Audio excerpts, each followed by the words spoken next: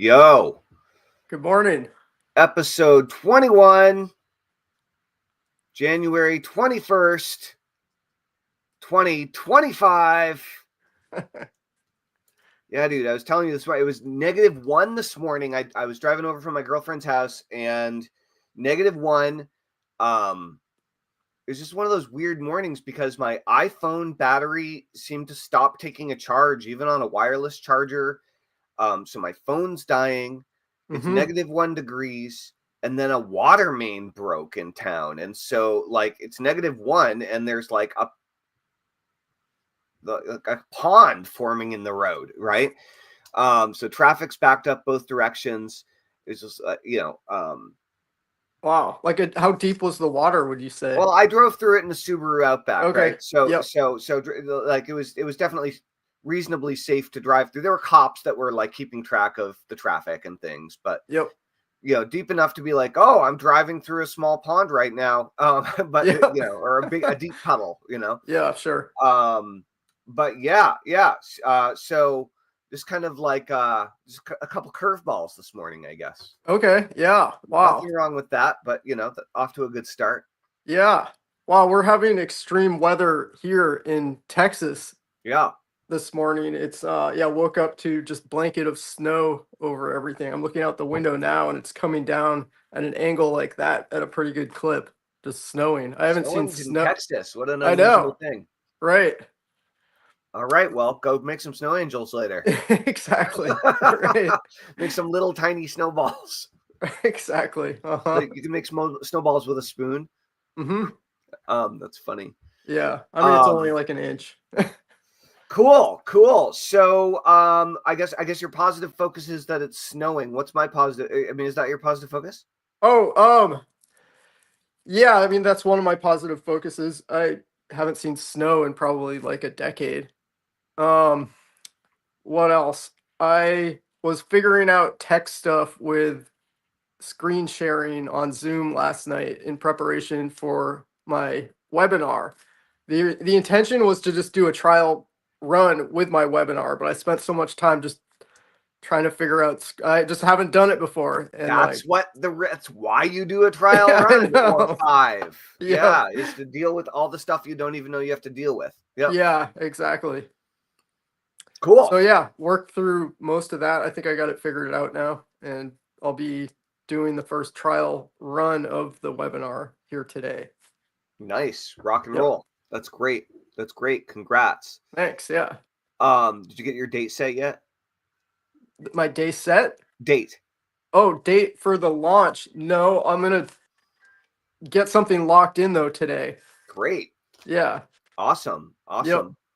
Yeah, make an announcement in the Get Shit Done community. Okay, cool. Yeah, I'll do that. Yeah, nice. Yep. Nice.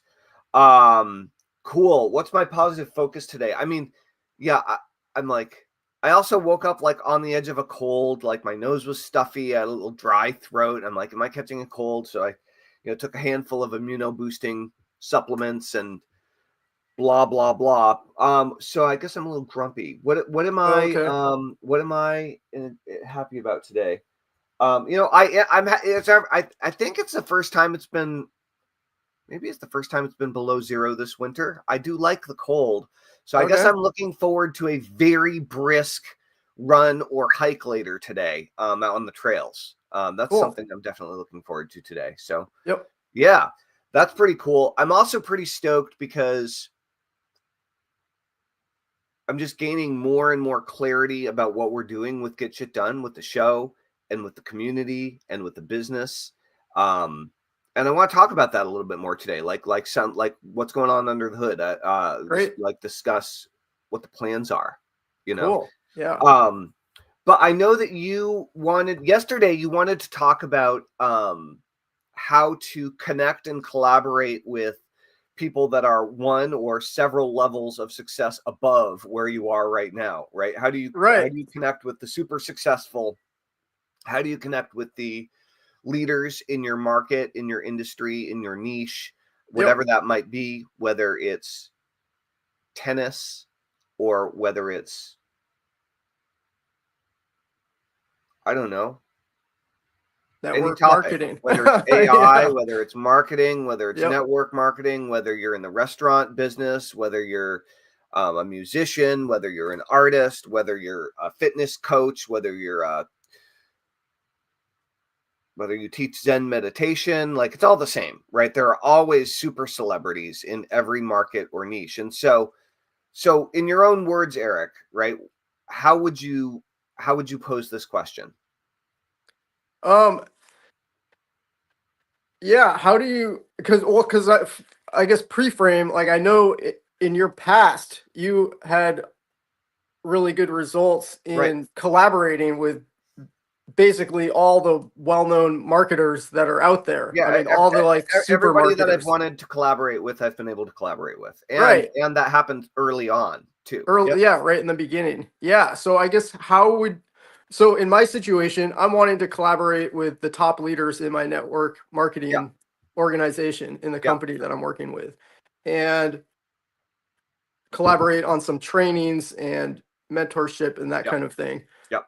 How would you suggest approaching them to make it a win-win situation for people that are both very busy and their time is very valuable? Right. So, I would take a step back first and ask you. And I kind of know the answer, so I'm playing dumb. But like, why Yep. do you want to connect with the top names or industry leaders in network marketing? Why do you want to do that? Right. I mean, basically, I feel the most valuable training that I can provide for new people coming into my team. And the most appealing, I mean, I guess something that would be attractive and of value to people coming into my team that could help them get the most results the fastest. Okay. Good. So you're trying to create awesome training for your team that you feel is um, that someone with more knowledge, with more experience, and who has had more success than you could provide, Yep, exactly. right? So that's cool for your team. Hmm. Good intentions. I mean, that's great. Yeah. You, um, why? What are you doing? Why are you? How is it self-serving?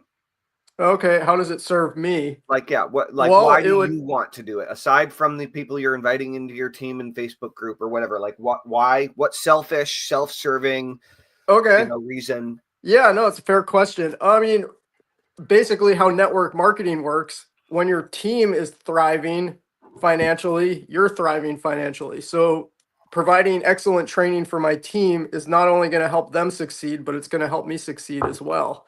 Yeah. And basically all like everybody's going to be making more money across the board. Yep.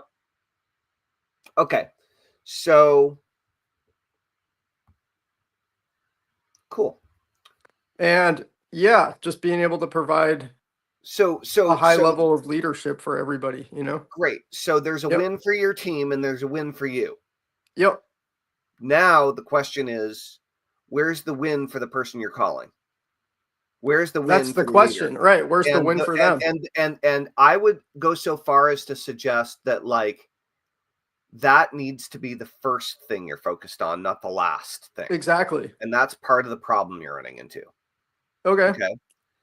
So you really want to prioritize if you're looking to land a whale, to catch a big fish, to connect with and collaborate with the big names in Mm-hmm. your industry.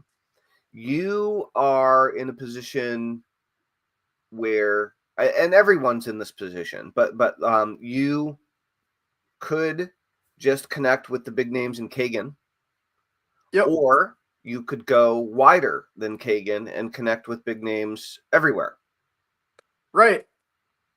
No, that's And true. and obviously there are lots of limiters in between. You could only connect with leaders who sell physical products in a network marketing environment, or you could, there's lots of different ways you could slice it and dice it. Yep. You could work with only people who sell health products, right? Yep. Or so when you're thinking about, and I'll tell, I'll tell my story and give you as many details as you want around that, because that'll probably also be helpful. But you want to think of yourself. Well, look, dude, let me give you a metaphor, and it's not that much of a reach. So you said one of the things you're good at doing is like throwing big music parties. Yeah. Okay. And how do you know you're good at doing that? Everybody has the best time ever. I make some money at the end of the night. The house is cleaner than like some individual roommates have left it after, 150 people have come through and like had a really good time. And people pay to come? People pay to come. And Yep. are there bands? Yeah, Do the bands and bands then get paid? DJ. Yeah, the bands get paid. There's DJs. Sometimes it goes till like 4 in the morning or Okay. later. So Yep. have you ever invited bands to play and paid them, presumably, that you thought would help to draw a crowd? They've been mostly, local type bands, really great musicians, but no big names. Well, yeah, but there are still a crap load of bands to choose from when you're looking at local bands. And so Yeah. and you lived in Hawaii, you lived on an island, you know what I mean? You had a limited pool Yeah, of people it's to fairly advertise to, limited. right? So Exactly. and it's, a specific, hippie crew of the, of that island or whatever. So, but what I'm saying, that the bands are the big fish, dude. Okay. Right. So Gotcha. how Yep. do you convince a band to come play at your festival or your event? Right. Right. Well, I'm asking you. Honestly, I haven't been the event organizer for a very long time. I used to do that years ago, and then I found it to be much easier and less stressful to have people that were motivated and really good at that do that for me. And I just host the event and get paid out at the end of the night, have a really good time, and everybody wins. So yeah, I guess I don't really have a whole lot of recent experience with being the organizer of these events. It's been yeah, managed by some friends that are really great at that. They're well connected with all the local bands and do a Yeah, really but good you job still curating. know, what Yeah, has to sure. happen. So what has to happen? Oh, I mean, just net, whatever. net Even if networking. somebody else is in charge of it, like what has to happen in order to get some bands to come play the event? Um, yeah, basically they just put the word out to their musician friends, and also the events that I hold at my place have kind of a reputation of being awesome and people want to play at them. Well, the first time you did it, they didn't. True. Great. Do awesome things when you do them, regardless of what it is. That's Yep. a good way of getting repeat business, right? Totally. Yes. Okay, that's Yep. good. I mean, good, rules to live by. But Yep. here, look. So the point is that you're offering the band some money. You're Mm-hmm. offering the bands an audience, Yep. and maybe people from the band have been to one of your shows, or they have a friend that had been to one of your shows, one of your events. Yep. So they know it's cool and that you're legit and that they're not going to get screwed out of money Exactly. or whatever. They're going Mm-hmm. to be treated well. It's going to be a good experience. They're going to have probably a cool crowd that's not going to be difficult to deal with. They're going to make some money. It's going to be a good time. Right. Yep. So that's how you attract big fish. Okay. It's the same thing. Same Okay. thing. So you could, number one, Mm-hmm. you pay them. Okay. So let's break it down. Okay. So the easiest way to get the attention, in my experience, if you're, and this all assumes you're not like a dumbass.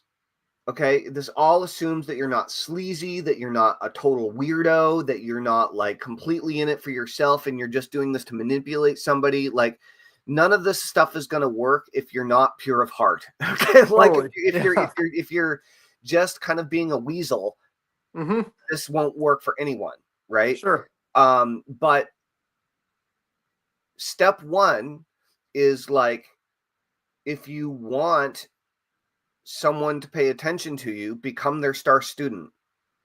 Okay. Okay. Buy all their courses, do all their coaching programs, respond to all their social posts intelligently. I'm Mm-hmm. not saying be a mosquito. And hover. I'm saying be cool, add value, contribute, and be their best customer and their star student. Okay. Like, if you want to hang out with like Metallica at their next show, you know, you either have to be a friend of the band or you have to buy backstage VIP tickets if they sell them. Right. You got one or the other. If you're not a friend, you got to buy the ticket, dude, and then you got a chance. But again, if you're a dumbass, they're not going to want to talk to you. Totally. So you can't be a dumbass. Right. So that's called buy your way in. And Mm-hmm. sometimes it happens slowly and sometimes it happens quickly. Like, you want to get Joe Polish's attention, go join his Genius Network Mastermind for 35 grand for the year and you can talk to him. Yep. Right? Or you can get introduced by a friend. Also an option, right? Yep. So either way, whether you're introduced by a friend, whether you buy your way in, or whether you just do the good old fashioned persistence pays off and you keep on knocking on people's door over and over again to try to get their attention. Persistence is also key in all of this because it rarely works the first time. Sure. Right. Yep. Okay. So try and try again is a piece of the puzzle. But again, don't be annoying. If they tell you to go away, then it's then go away. Right. Yeah, no doubt. So then the next piece is you actually have to have something cool to offer. Right. Right. That is genuinely in their benefit. And so before I quote unquote like made it big, which is really before I got my first big burst of visibility, right? Mm-hmm. Which was with List Crusade. I created a series of products. A couple of them turned out to be total bombs because the people I created them with they didn't do anything. They were C-lister marketers at best that said yes to me interviewing them and doing some stuff with them, but like either because they weren't really going for it with full gusto or because they had other life stuff that got in the way or whatever, I created some products early on with some people that didn't blow up, that didn't have any real success, but they were more successful than I was at the time. And I thought that it was a good choice to work with them at the time. And so I'm not going to name names because that's kind of disrespectful, but like there's one guy. So I did a series of products called Think Like. Okay. Think Like. And so there was a guy who had actually, I will mention him because he was a cool guy. Okay. And we haven't talked for years. But he was an Australian and his name is Stephen Quartermain. What a badass name, right? And he had an ebook about list building. And I had realized I needed to build a list. And I hadn't started List Crusade yet, I don't think. And we created Think Like Steve Quartermain. Oh, cool. And I interviewed him, and I used NLP, neuro-linguistic programming modeling techniques to kind of like draw out of him what he did to be successful as an entrepreneur. Mm-hmm. And yeah, I think he had list building something or other on ClickBank or something, and he had a sales letter and he was selling digital products, and he was ahead of me, right? So we spent probably a couple of weeks doing recorded interviews on the phone, and then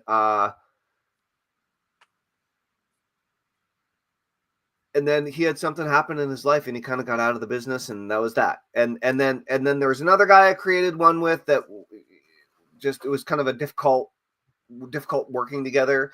But then I created Think Like Joe Vitale with Joe Vitale from The Secret, who still in many circles is known as Mr. Fire. Vitali means fire, and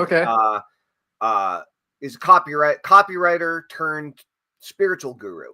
Yep. Right. And he was a hypnotist before that. So I originally I didn't know that. Joe in person at the National Guild of Hypnotists conference. Oh, cool. And I like picked him up at the airport and I carried his luggage for him and stuff. Yeah. There's a hint in that. Okay. So a secret, if you heard it. And so I ended up creating a product with Joe Vitale. Patrick Chan is still around, and Patrick Chan lives in Malaysia. And he was in like the Warrior Forum, or I met Patrick Chan in some marketing forum. And especially 20 plus years ago, Patrick and I are about the same age. So he's pretty young, and his accent was difficult for me to understand, for me to hear through. And so I had to ask Patrick to repeat himself over and over and over and over and over again. He's much clearer speaking English now, 20 years later, and he's still teaching marketing. But Patrick Chan and I created a product together called How to Get Started in Internet Marketing. Yep. And it never really sold. He was kind of like 6 months ahead of me in school. Okay. Yep. And so he introduced me to Joe Vitale, because he had met Joe Vitale somehow through some kind of forum and like did tech work on a sales letter or something for him. And Joe Vitale and I had the hypnosis connection. Cool. And then like the next year, Joe was going to the National Guild of Hypnotists convention. And that's, was in New Hampshire at the time. And I live in Vermont. Cool. Right. And it was in southern New Hampshire. It's now moved to Massachusetts. And I was certified through the National Guild of Hypnotists as a hypnotist. And Joe was going to set up a booth there. He was speaking and he had a booth there. And so I picked him up at the airport. I carried his luggage. I drove him in my like beat up old car, and it was dirty, like had garbage on the floor, whatever. I was like 20 something, and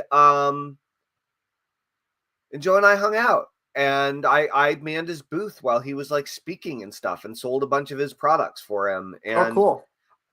Either before or after that, we created Think Like Joe Vitale, and it was a audio interview series where I was reverse engineering the habits and success patterns that he had in order to make him successful as an entrepreneur. Interesting. And then we created hypnosis sessions to install those habits into the minds of his customers. Cool. So the idea was, I want to create a product with you. I want to split the profits on it. If it sells, I want to promote it to your list. I'll do all the work. If it works, we'll make some money. All you have to do is get on the interviews and let me interview you. I'll do everything else. Joe said yes. Sean Casey said yes. Think Like Sean Casey. Steve Quartermain said yes. This other guy that didn't work out said yes. And so I created 4 separate products called Think Like, blah, blah, blah. And then after that, I ended up creating, I just leave this on my desk. This is the Nitro Marketing Mindset. Nice. Trains your brain for success. 10 CD set. Okay. This was like $395.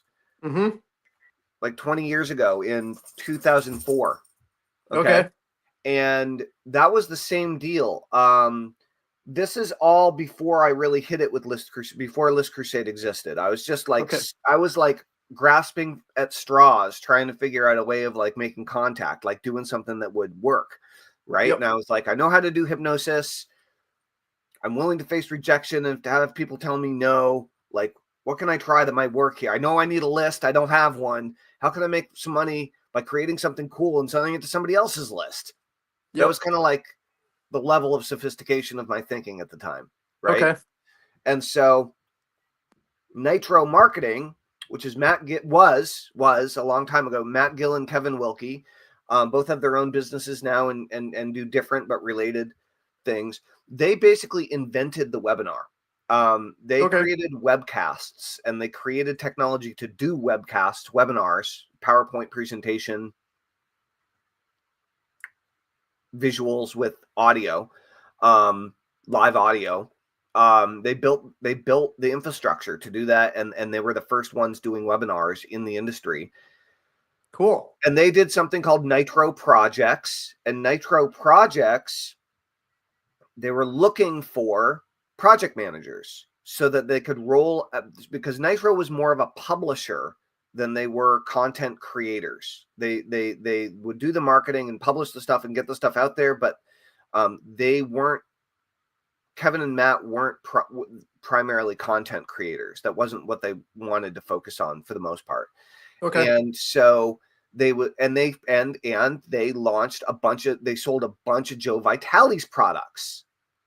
Okay, so there's a connection to Nitro with Joe Vitale. All right.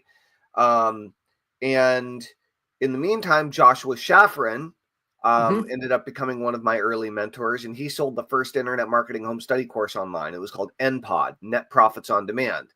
Nitro also published a later version of Joshua's work. So Nitro had published Joe Vitale's work. Nitro had published Joshua's work. Interestingly enough, Joshua Shafran also wrote the sales letter for Sean Casey's ultra successful mining gold on the internet product. So there's this network that already existed that I didn't know about when I was getting into it. And I started finding out who was connected to who and how, right? Yep. And I focused on helping them to move their agendas forward. Okay, cool. Okay. While learning the skills that I was hoping to learn. Yep. And so at first I started reaching out to people in one-off, teaming up with them to like create products about them, totally about them, right? Not about me, totally about them, and then sell them to their list. The problem was I didn't know how to write a good sales letter, and little did I know that it takes a lot more work to make a good sales letter and sales process than it does to make a good product. And so I was busy making all these products instead of learning how to write sales copy. Like I should have been, right? And so it took me a lot longer to kind of like figure out. So I had all these like micro projects that I was working on. I was working on 3 or 4 of these concurrently while running my hypnosis business, my local hypnosis practice.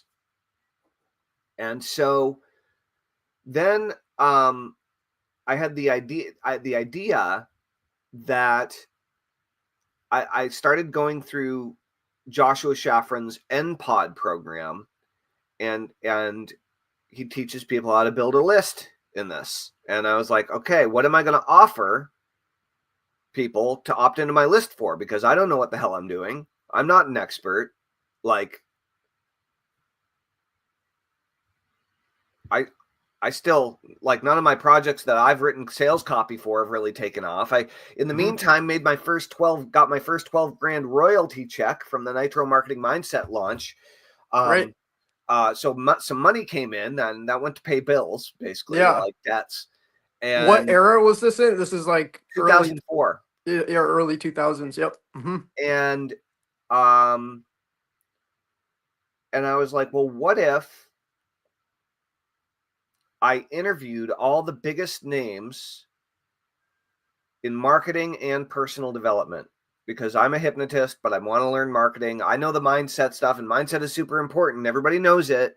And personal development is, and I knew people I was starting to get to know people. Joe Vitale was in both of those worlds. And, you know, let me tell you what happened with this. This is actually a really interesting story. So the Nitro Marketing Mindset, they had Nitro projects, and they were trying to roll out more products with more gurus. And so they connected up with Jack Zufeld, who's still in the game. He had been in the game for a long time then, and he had a program called the DNA of Success. And it was a success-oriented self-improvement CD set and workbook or whatever. And it was cool. It really worked well. It was great. And they said they needed a project manager to launch it. And so I applied for the position. And they did 3 levels of sorting. Okay. And I got past the first level, and I went to an interview, or a phone interview. Yeah. Past that, went to the second level. So I got selected. Great. And then I was like, crap, I really don't want to do this for someone else. Yeah, I'm okay. like, I'm going to get bored just like doing all this administrative BS for somebody else's thing just for some money. Why would I do Right. that? Which was pretty arrogant and naive and short-sighted of me at the time, honestly. Okay. Like that perspective was kind of dumbass. I was just being kind of like very self-serving. But I didn't just turn them down. I turned them down with a pitch. Oh, okay. And so I said, Interesting. guys, I would love to do this, but I'm afraid that I'm not going to be able to give it my full attention because I feel like I need to do something more meaningful to me in order to not get distracted and drop the ball. So my offer is that I interview you guys and we create a product about how you think and we sell it to your people. And the Nitro marketing mindset was born. Okay.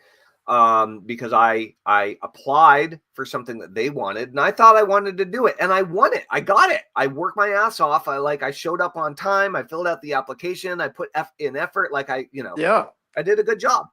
And like I was taking it seriously. And I turned it down, but I didn't turn it down, just to be a jerk or whatever. I turned it down in lieu of trying to do something better. And Sure. they said, cool, let's do it.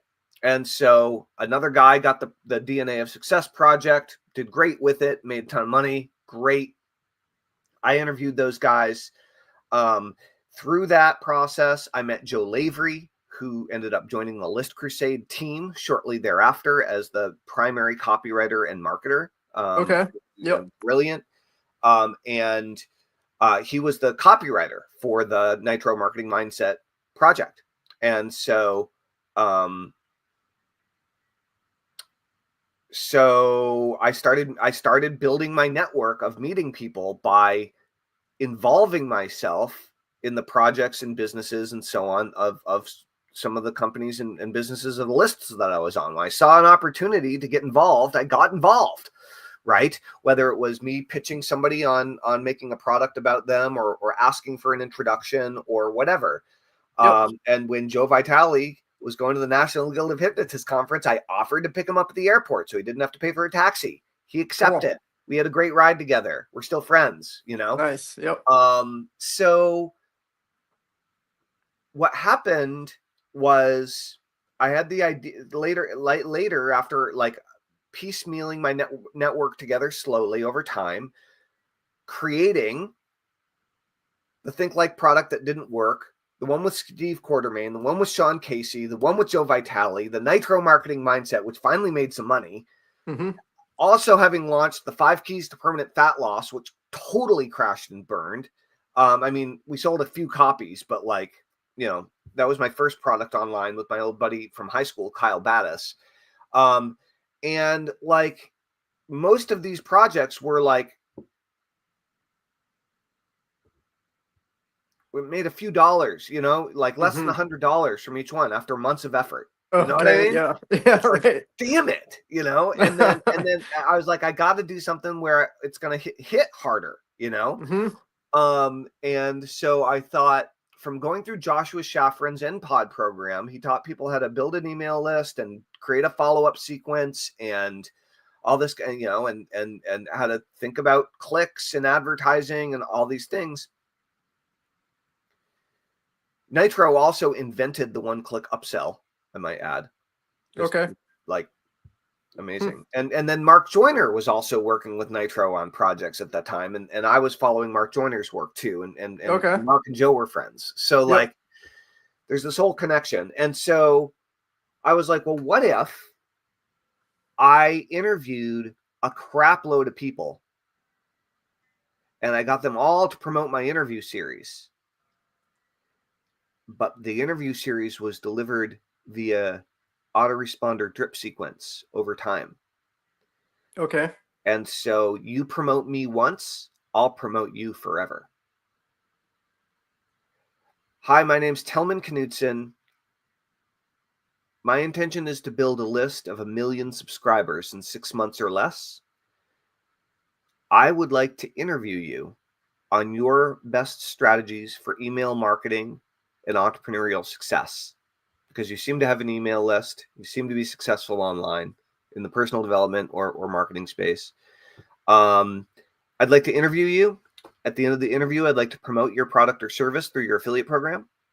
And I will load up my email sequence with emails that promote your interview for as long as I keep on building my list.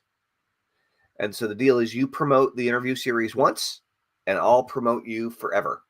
The earlier you say yes, the earlier you go in the autoresponder sequence.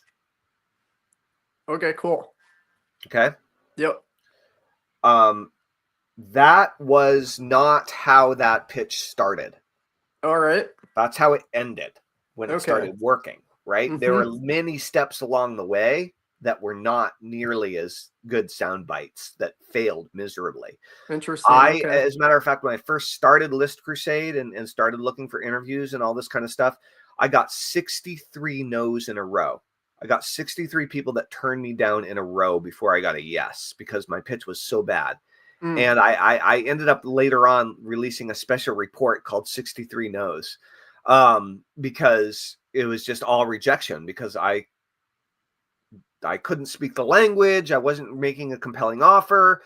It was too believable. It wasn't believable enough. It was, I was going out to names that were too small with an outrageous idea that was too big for their little minds to handle. Sure. Yep. Honestly. And so I got all these no's primarily from people who were C-listers and didn't even believe in themselves. But I thought maybe like going after people that were attainable, reachable, easily reachable would be a way of getting some early yeses. But that turned out to be, for me anyway, that turned out not to be the magic strategy, right? Okay. So what happened was I started getting a few yeses, and the yeses that I got were people like Joshua Shafran, whose course I was going through, and people like Sean Casey, and Joe Vitale, who I had already created a product with and showed that even though I was young and inexperienced, I showed that I followed through and, did what I said I was going to do and all these types of things. And so what ended up happening was I got a few yeses, but I was stalled. And so there was a guy that worked for Nitro, and his name was Rick Thompson. And Rick Thompson had a wife, still does, Liz Thompson. And they, so Rick worked for Nitro doing like tech and project management stuff. And he was involved in the Nitro marketing mindset. As a matter of fact, I did a bonus interview with Rick on the Nitro marketing mindset. Rick also had another business with Liz and their business partners, Chris and Janet Atwood, and the business was called Enlightened Alliances. And Chris and Janet were the extroverts of the business. Okay. And Rick and Liz were the like behind the scenes introverts, kind of like workers of the business, right? So Rick and Liz made it happen. Chris and Janet went out and made the connections and were super social and all that kind of stuff. And for a time, it was a very, very successful business. When I met them, they were crushing it. And they were essentially doing elaborate strategic partnerships and joint ventures. And they knew people like Jay Abraham, and I did not. So when I told Rick about List Crusade, and he told me about Enlightened Alliances, and he set up a meeting, and then they helped me to like crystallize my messaging and get it more compelling and whatever. And then they brought in Jay Abraham, and I paid Jay Abraham 10% of everything I earned for 3 years from List Crusade. Yep. Okay. From that project. And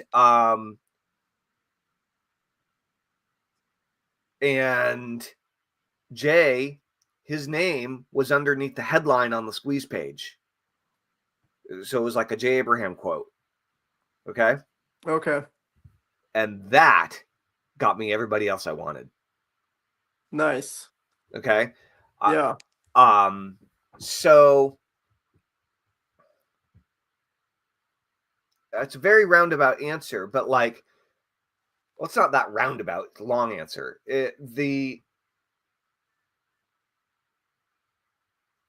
I created something after getting a lot of rejection. There's a critical element that I left out. So I got a lot of rejection at first. Yep. I said I got like 63 no's in a row.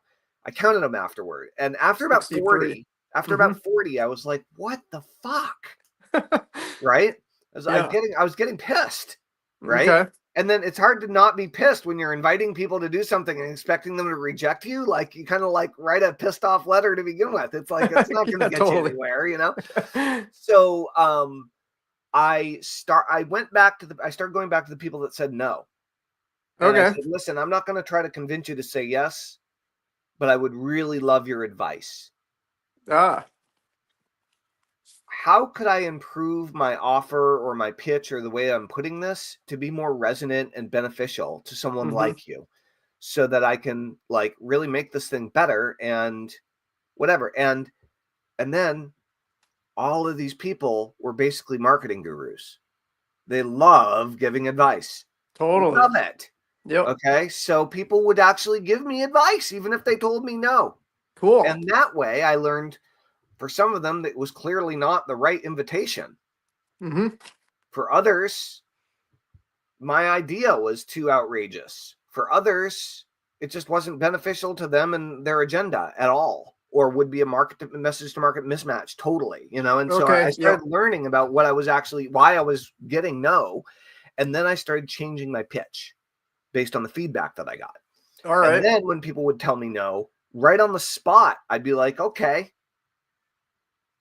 would you be willing to share with me why, so I can improve my angle, improve my pitch for in the future? People loved giving me that type of advice because it's like a very vulnerable question to ask, I think, too. It is. Yeah. Instead of me just being pissy because they said no. And that helped me to get so much more clarity to get my messaging right. So that I was but it's not just my messaging. It's like, what was I actually offering that was going to be really beneficial to them? And it's like, you send one email out to your list for me today, and I'm going to promote you for years. And that's exactly what I did. And like, Awesome. I made money for years on those interviews. Like, it wasn't, I mean, like, over time, it was probably like, I don't know what it was over time because there were all affiliate checks coming in from all these different people, but it was like over 100 grand just in like small increments, right? Yep. Over time. And that was okay. I got introduced to a ton of people. We did over 80 interviews for List Crusade. Nice. And what it did is it created me a pile of passive income streams, because every time I did an interview and loaded it up into my email autoresponder sequence,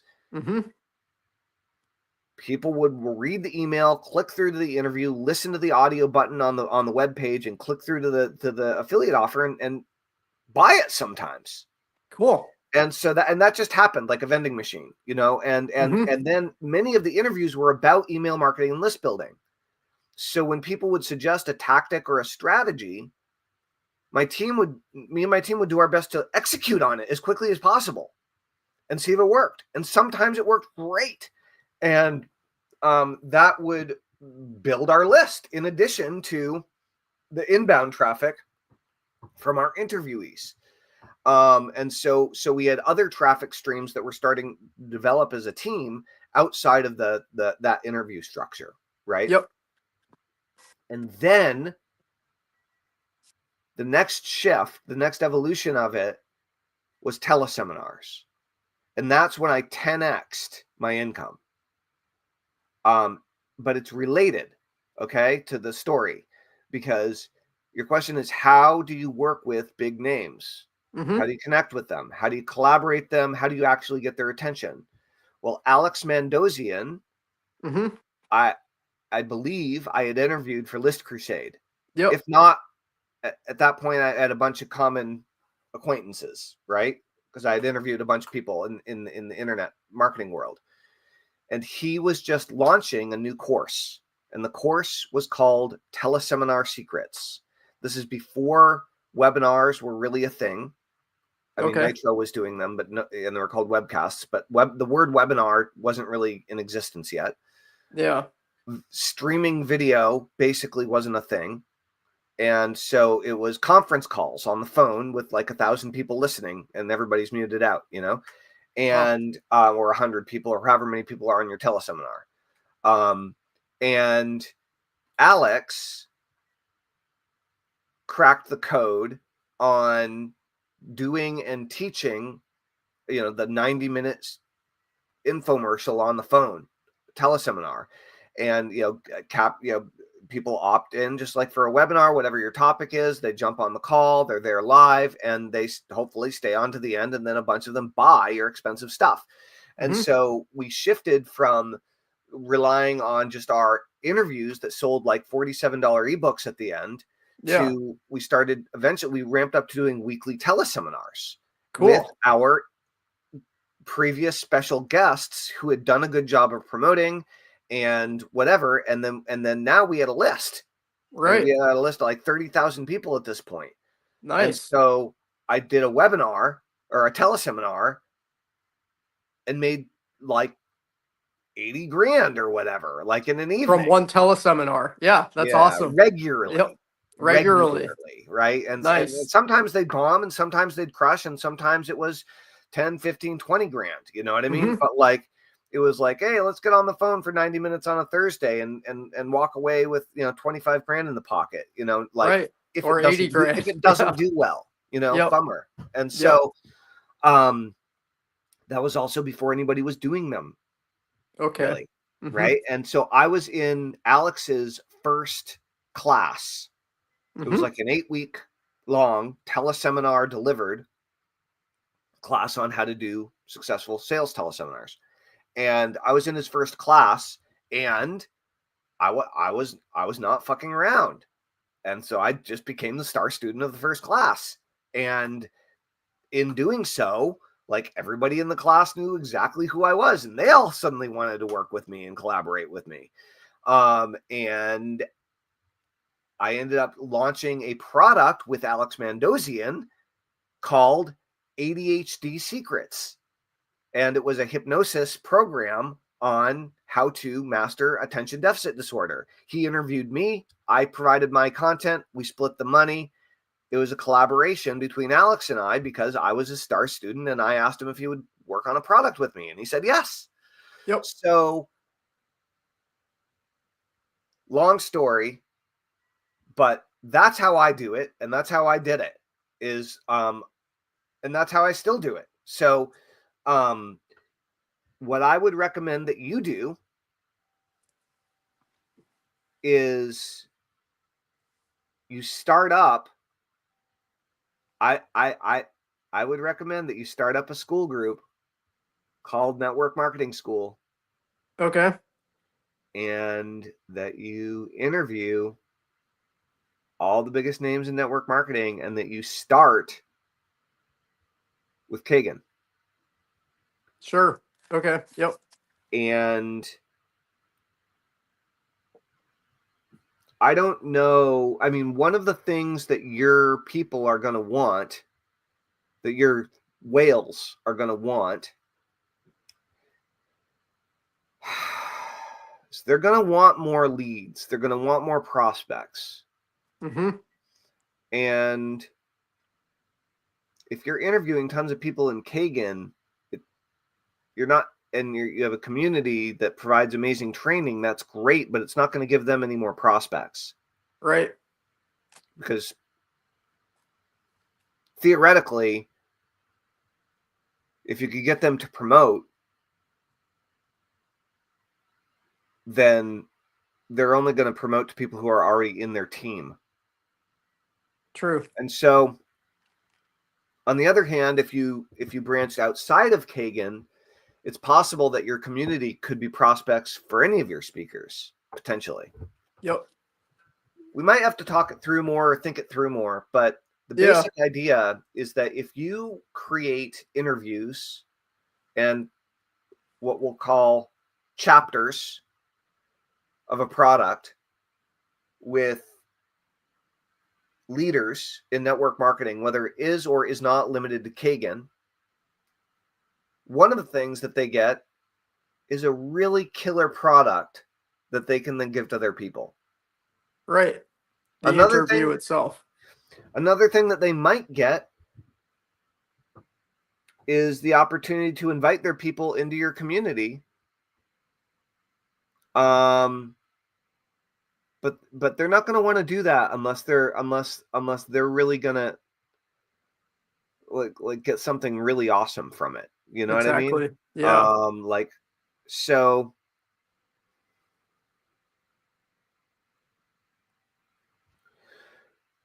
when I talk about teaching a summit or like Harris and I recently launched Automatic Audience, which is a heavily updated remake of the Perpetual Marketing Machine, which is my version of how to do a teleseminar series summit, how to do a virtual summit. And so Automatic Audience is how to do a webinar summit, right? Okay. And we teach people how to go and get a dozen big names in your industry to all promote your webinar summit and build a big email list Oh, and cool. Yep. everybody a bunch of money in the process. That is the same as hosting a weekend festival. Okay. Sure. Whether it's a 3-day summit or a 12-week summit, whatever your model is, there are some different options. That's a way that you can get 12 leaders, 12 industry leaders who all have followings, who all have lists to all promote your thing, run it through an affiliate program. You know, they get paid on the upgrades, they get paid on the upsells. You know, they have to create a sweet funnel and offer and upsells that convert really well, so it's worth them mailing out for. And then their people will go and get on your list. They'll be up for the free summit. And that's like how you do it in either the virtual environment is basically create a virtual summit, or in the physical environment, you have a conference or a physical summit with a whole bunch of speakers. And in many cases, not all cases, but in many cases, speakers are required to promote or mail, right? Their Yep. list in order to fill the summit. Now, if you're a summit or a conference and you have the ability to fill the summit on your own, plus have the speakers, that's a much better place to be, because often speakers will resent having to, but in the virtual summit world, people kind of get it. They a little bit more. And Yeah. so you could start a network marketing community on School. You could host a network marketing or even a Kagan success oriented summit, virtual summit, or you could also hold a summit on School. So you could build a community, and in order to get the trainings, you have to be in the community. And Okay. Right. Yep. because like the work parties are like a Zoom link within School, right? So like that would be kind of how you would do your multi-part summit. Okay. That makes sense. Yep. And so in that way, it would be really, really hard if you were doing the summit model. I'm having a hard time seeing, if you limited it to Kagan people, I'm having a hard time seeing how you would help them to monetize that. Yep. Unless they have info Yeah, that products, makes sense. unless they have info products or something else they're selling outside of Kagan. Sure. Yep. Okay. Whereas if you got 12 big influencers among, just in the network marketing world, Right. I mean, then honestly, most of my closest connections with the top leaders in network marketing are outside of Kangen. So, I mean, just right off, I feel like it would be easier for me to make, yeah, make that all happen with so the way I those would do people. that, But dude, yeah. is what I would do is, and who knows, maybe this is a project we do together or something. Yep.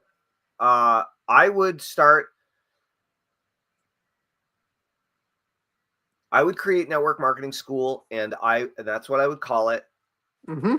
I would start it today, and I would do a network marketing summit inside the school group. And I would have all of the speakers be able to, promote the crap out of themselves on their webinar. Okay. And I'd use the calendar system inside school, and I would use Zoom to do your webinars. And I'd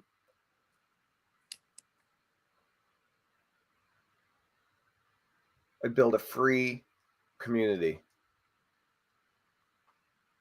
And then I'd plug in some monetization aspects.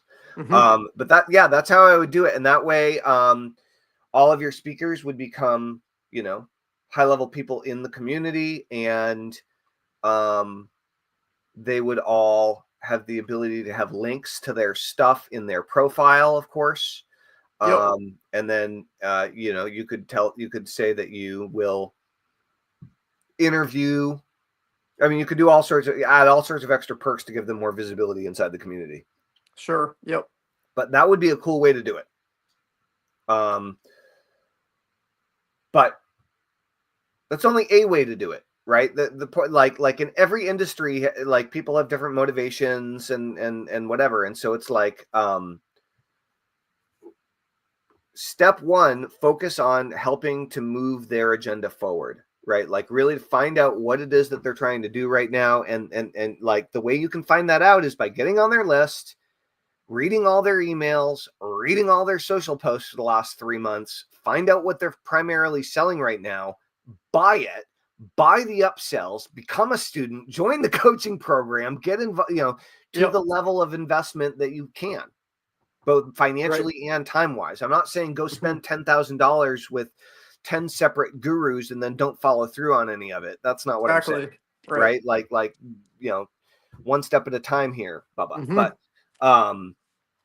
get involved with their business so you actually don't come across as a total like unprepared chump and jackass when you actually like have a conversation with them.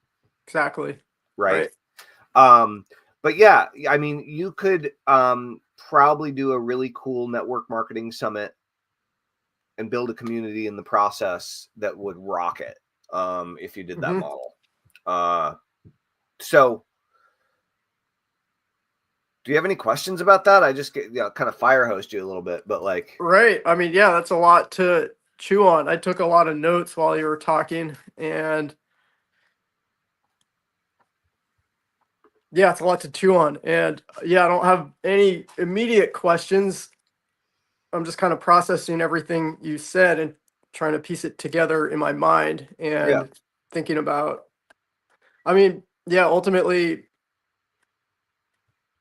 I think my best next step is just to keep connecting with the people that are, in my network that would be really great to do these kind of interviews with, and interacting with their content more, and yeah, just building more connection and rapport with these people. Awesome. Yeah. I fully agree. And like, good that you're starting to do some webinars. So do a bunch of webinars so that like that's not, so it's not your first rodeo. Exactly. But yeah, like that's the way to get, not the way, but it's a way to get a lot of visibility very quickly, to build a list very quickly, and to make a bunch of money really quickly while building like long-term relationships, both with your list and your customers, and with your strategic partners, your joint venture partners, your speakers, the whales, the big fish. Totally. But you have to create something that is, think about creating something wonderful that's genuinely and directly beneficial to the leaders in the industry and to the consumers in the industry. Right. And you are the host, whatever that is. It could be a collaborative magazine. It could be a collaborative email list. It could be a collaborative webinar series. It could be a collaborative community. It could, one way that, this is a different example, but like for a long time, there are still people that do this, but like, Jack Canfield and Mark Victor Hansen from Chicken Soup for the Soul. No, I'm not familiar with them.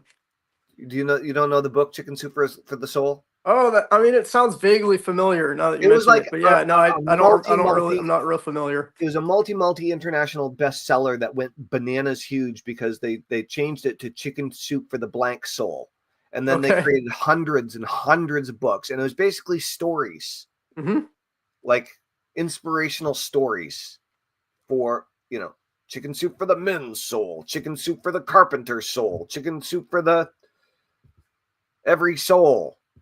All right. Every different label you can slap on there that they could find and they got partners with. But one of the interesting things that they did was, when you get someone who's like a public speaker and a multiple time international best-selling author, everybody's like thinks they're the shit, right? Everybody thinks they're amazing, and people want to collaborate with them. And so one very interesting move is you have everybody pay you 10 grand in order to write a chapter in your next book. Okay. Right. And you get 12 people, make $100,000 to create your book, and they all become co-authors with an international bestseller. Right. And so that's a collaborative move, except instigated often by the guru or the list owner, but not often executed. I mean, this model isn't as popular right now, but it was for a long time. And there were several businesses that just did all the work, that made the book happen, that rallied, that ran the promotion to the list and whatever. But it was like to the list of the superstar author, right? Cool. Yeah.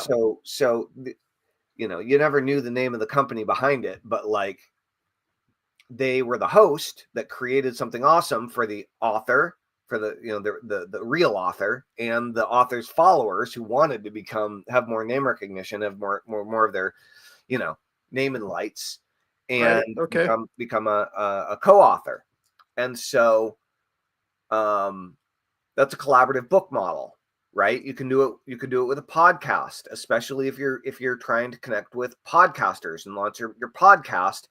Then you go and you find a dozen other people who are in your market or niche, and you find a compelling way to have them be one of your 12 podcasts, like early episode, first 12 episodes to launch with, kind of a thing. Right. Maybe they get a free sponsorship for the next year, advertising sponsorships or whatever. So whatever you're creating, like, if you're trying to do a multi-person collaboration, just like try to have it be less about you and more about them. Okay. And you're going to build the list, and you're going to get all the recognition for being the host in the long term. But in the short term, you need to focus on serving. You need to focus on serving your speakers and serving your audience, and like, you get the list. Okay, gotcha. Right. That's kind of the move. Yeah. So, all right, cool, man. Well, Eric. Yeah. This has been a lot of me telling stories today. You want to tell us a little bit about the Pure Path to Prosperity? Sure. Yeah. So the Pure Path to Prosperity is the Facebook group that I've recently created, and I'm just in the process now of making my first ever webinar, where I'm going to be presenting this incredible opportunity for you to take your life from where you're at now. Maybe you're struggling with your finances. Maybe you wish you had more time freedom to spend at home with your family, doing the things you love. Whatever it is that you wish you were able to do more of because you're strapped working some job that's got you grinding away and just barely staying afloat, or whatever your situation is with your finances, to where you want to go, where you're able to cover your expenses more, have money to do the things you want to do, have time to spend with your family, travel, whatever it is. We're working with an incredible high-ticket network marketing opportunity that can take you from Stuckville to Awesome Town. And we're going to be talking about that inside Pure Path to Prosperity on my Wave of Prosperity webinar. Nice. So you call it the Wave of Prosperity. Yeah, ride the wave to prosperity. Great. So yeah, check out Pure Path to Prosperity. What's that? The wave of ionized water. That's what. Yeah, exactly. Right. That's right. Mm-hmm. That's awesome. Cool, dude. Rock and roll. Well, guys, join Eric's Facebook group if you want to get better at network marketing and potentially plug into a super awesome opportunity to sell amazing water ionizers. Yep. Full support. Eric's group is growing every day, and he's applying all the principles that we're talking about here and get shit done to make it happen. So that's really, right. really great. And we're going to wrap up since we've been going for a little longer than an hour. But if you guys want to join a hyper productive community of entrepreneurs that focus on getting shit done, if you want to get more shit done in your life, if you want to train to get more shit done, you can kind of think about Get Shit Done as a gym for your business. You go in and you do the work. You get the shit done, and we help you do it. So if that sounds good to you, you want to overcome some procrastination, you want to kick it into high gear, make 2025 your best year ever, then please join us at getshitdone.com, and we will help you to get shit done. With that said, it's time for me to get some shit done. I think you know what time it is, Eric. What time is it? It's time to get shit done. It is time to get shit done. Ladies and gentlemen, this has been a wonderful episode 21. It's really, really good. I guess I would say it's good to see you, but I can't see you. I can see me. I can see Eric. I can't see you, but we would love to hear from you in the comments below. Let us know that you're here, that you like the show. Join us in the Get Shit Done community, and we will see you tomorrow for episode 22. That's right. All right. Over and out. See you guys later. Thanks, Eric. Thanks, yeah, guys. thank you. Toodles.